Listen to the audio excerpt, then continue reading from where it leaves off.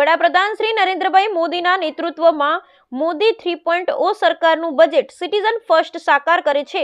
મુખ્યમંત્રી શ્રી ભૂપેન્દ્ર પટેલ કેન્દ્રીય બજેટને આવકારતા મુખ્યમંત્રી શ્રી વિકસિત ભારત એટ 2047 માટે રાજ્યને પણ સંપૂર્ણ વિકસિત બનાવવા આ સર્વસમાવેશી સર્વગ્રાહી બજેટ મહત્વપૂર્ણ બનશે. એગ્રીકલ્ચર, એમએસએમઈ, ઇન્વેસ્ટમેન્ટ અને એક્સપોર્ટ એમ 4 એન્જિનને ગતિ આપતા વિષયો આવરી લેવાયા છે. મેરીટાઈમ ડેવલપમેન્ટ ફંડ અને મિશન ફોર કોટન પ્રોડક્ટિવિટીના પ્રાવધાન ગુજરાત માટે ઉપયોગી થશે. ગિફ્ટ સિટીના આઈએફએસસીમાં કાર્યરત નાણાકીય એકમોને એક્ઝમ્પશન સહિતની અપાતી વિવિધ જોગવાઈઓ 31 માર્ચ 2030 સુધી લંબાવવાના નિર્ણય માટે વડાપ્રધાન શ્રીનો આભાર. એમએસએમઈની અપાયેલા પ્રોત્સાહનથી ગુજરાતનું એમએસએમઈ સેક્ટર વધુ વિસ્તૃત બનશે.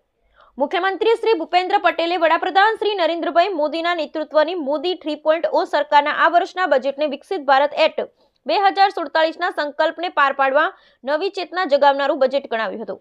મુખ્યમંત્રી શ્રી ભૂપેન્દ્ર પટેલે દેશની જનતા જનાર્દન, ખાસ કરી મધ્યમ વર્ગીય અને ગરીબ પરિવારોની આશા આકાંક્ષા પૂરી પાડનાર આ બજેટને સિટીઝન ફર્સ્ટ બજેટ તરીકે સમગ્ર ગુજરાત વતી આવકાર્યું હતું. આ સંદર્ભમાં મુખ્યમંત્રીશ્રીએ કહ્યું, ગરીબ, યુવા, અન્નદાતા અને નારી શક્તિ આધારિત વિકાસને વેગ આપતું આ બજેટ છે. તેમાં એગ્રીકલ્ચર, એમએસએમઈ, ઇન્વેસ્ટમેન્ટ અને એક્સપોર્ટ્સ દ્વારા 4 એન્જિનને ગતિ માટેના મહત્વપૂર્ણ વિષય આવરી લેવામાં આવ્યા છે. નાણામંત્રી શ્રીમતી નિર્મલા સીતારમણે કેન્દ્ર સરકારનું સતત 8મું બજેટ વડાપ્રધાન શ્રીના દિશા દર્શનમાં પ્રસ્તુત કર્યું તે માટે તેમણે અભિનંદન પાઠવ્યા છે.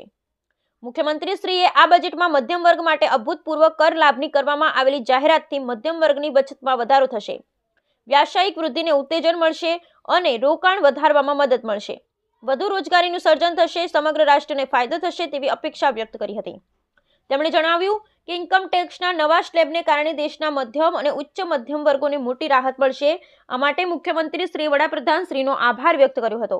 બજેટમાં અન્નદાતાના કલ્યાણને પ્રાથમિકતા આપવામાં આવી છે, જેમાં કૃષિ ઉત્પાદકમાં સુધારો અને કૃષિ આવક વધારવા પર વધુ ધ્યાન કેન્દ્રિત કરવામાં આવ્યું છે.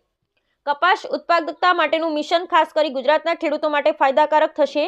કિસાન ક્રેડિટ કાર્ડ કેસીસી યોજના હેઠળ ક્રેડિટ મર્યાદામાં વધારો થતા ખેડૂતો, માછીમારો અને પશુપાલકોને ફાયદો થશે, એમ પણ મુખ્યમંત્રીશ્રીએ જણાવ્યું હતું. દેશમાં ઓછી કૃષિ ઉત્પાદકતા ધરાવતા 100 જેટલા જિલ્લાઓ માટે પીએમ ધન ધાન્ય યોજના શરૂ કરવાતા વડાપ્રધાન શ્રીના અભિગમને તેમણે આવકાર્યો હતો. આ યોજનાના પરિણામે 1.70 કરોડ ધરતીપુત્રોને ફાયદો થવા સાથે ગ્રામીણ વિકાસને વેગ મળશે, માઇગ્રેશન અટકશે તેવો વિશ્વાસ શ્રી ભૂપેન્દ્રભાઈ પટેલે દર્શાવ્યો હતો. મેરીટાઈમ ઇન્ડસ્ટ્રી માટે લાંબા ગાળાના ધિરાણ માટે ₹25,000 કરોડના પ્રાવધાન સાથે મેરીટાઈમ ડેવલપમેન્ટ ફંડની સ્થાપનાની જાહેરાત ગુજરાત જેવા વિશાળ સમૃદ્ધ કિનારો ધરાવતા રાજ્ય માટે ઉપયુક્ત છે, એમ તેમણે ઉમેર્યું હતું. મુખ્યમંત્રી શ્રી ભૂપેન્દ્ર પટેલે ગુજરાતના એમએસએમઈને ક્રેડિટ ગેરંટી યોજનામાં નોંધપાત્ર વધારાને કારણે લાભ થશે તેવી સરાહના કરતા કહ્યું કે યુવાનોને ખાસ કરી સ્ટાર્ટઅપના સશક્તિકરણને મજબૂત કરવા પ્રશંસનીય પહેલ કરવામાં આવી છે. તેનાથી આપણા યુવાનો જોબ સિકર નહીં પરંતુ જોબ ગીવર અને રોજગારીનું સર્જન કરતા બનશે.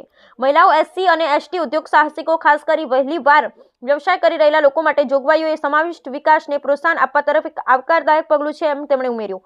સમુદ્ર શહેરી કેન્દ્રો વિકસાવવા માટે ₹1 લાખ કરોડના અર્બન ચેલેન્જ ફંડના નિર્માણ બદલ વડાપ્રધાન શ્રીને અભિનંદન આપતા આભાર માનતા શ્રી ભૂપેન્દ્ર પટેલે કહ્યું કે આ પહેલ ગુજરાતના શહેરોની માળખાગત સુવિધાઓમાં સુધારવામાં મદદ કરશે. ગિફ્ટ સિટીમાં આઈએફએસસીમાં કાર્યરત નાણાકીય એકમોને એક્ઝમ્પશન, ડિડક્શન અને રિલોકેશનની જોગવાઈ 31 માર્ચ 2023 સુધી લંબાવવામાં આવી છે અને ગિફ્ટ સિટીમાં ઇન્સ્યોરન્સ સેક્ટરમાં મોટા બેનિફિટ આપવામાં આવે છે. તે માટે તેમણે વડાપ્રધાન શ્રીનો આભાર વ્યક્ત કર્યો હતો. ગુજરાત દેશના વિકાસના ગ્રોથ એન્જિન તરીકે વિકસિત ભારત એટ 2047માં પણ અગ્રેસર રહેવા સજ્જ છે અને આ બજેટની જોગવાઈઓ તેમાં નવું બળ પૂરું પાડશે એવો વિશ્વાસ મુખ્યમંત્રીશ્રીએ દર્શાવ્યો. વિકસિત ભારત એટ 2047 માટે દેશના રાજ્યો પણ સંપૂર્ણ વિકસિત બને તેવી નેમ વડાપ્રધાનશ્રીએ રાખી છે.